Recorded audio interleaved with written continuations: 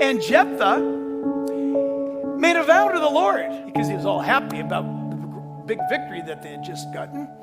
If you will indeed deliver the people of Ammon into my hands, then it will be that, listen, whatever comes out of the doors of my house to meet me when I return in peace from the people of Ammon shall surely be the Lord's, and I will offer it up as a burnt offering. When Jephthah came to his house at Mizpah, this is after the victory, there was his daughter coming out to meet him with timbrels and dancing, and she was his only child. Besides her, he had neither son nor daughter.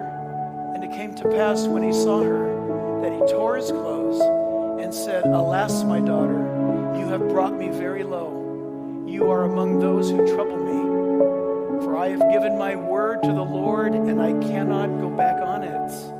So she said to him, My father, if you have given your word to the Lord, do to me according to what has gone out of your mouth, because the Lord has avenged you of your enemies, the people of Ammon.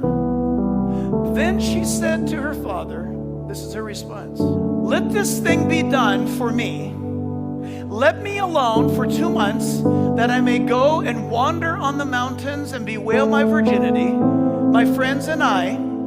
So he said, Go. And he sent her away for 2 months. And she went with her friends and bewailed her virginity on the mountains. And it was so at the end of 2 months that she returned to her father, and he carried out his vow with her, which he had vowed. She knew no man. All right?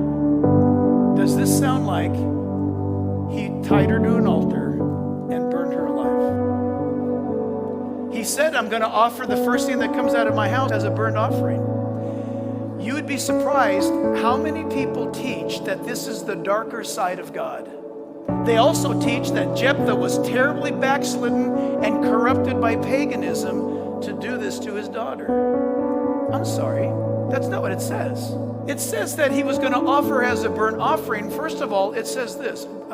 Paul the apostle said of himself, I am presenting myself to the Lord as a drink offering. A drink offering is poured out on the burning coals, never to be used again. I'm spent. Okay, so watch. Church, the God of the Bible does not accept human sacrifice. Do you understand that?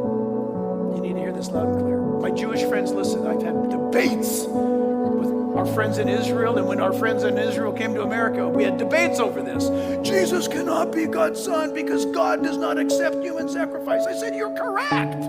Jesus was the God-man. God came down, and Jesus' body died, and on the third day rose again from the grave. So you're right. And it's true. The God of the Bible does not accept human sacrifice. Listen, the God of the Quran, he demands human sacrifice. Different. Listen, people, what is she lamenting? That she's come to the end of her life? Or what? Her virginity. Why? Because he offered her, he pledged the first thing to come out of my house. What was he thinking? The first thing that comes out of my house. Unless he has donkeys and giraffes living in his house. I don't think so. He understood clearly that in that vow, it could even be my own daughter. Could be my servants. We don't know. The daughter comes out. The answer is this. She was dedicated to God. She bewailed her virginity because it says at the end, she had no children. She was devoted to the service of the Lord. She wasn't a nun. Nuns hadn't been invented yet. But she was dedicated to the Lord's work at the temple of God, or at the worship of God. And Jephthah is in the hall of faith in this, because he kept his vow. Look, say, well, what's the alternative?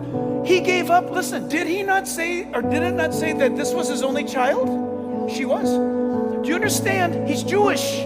I'm giving up my baby girl to the Lord. I have no other kids. This is a big deal if you're Israeli, Hebrew. I'm done. No kids. My name dies.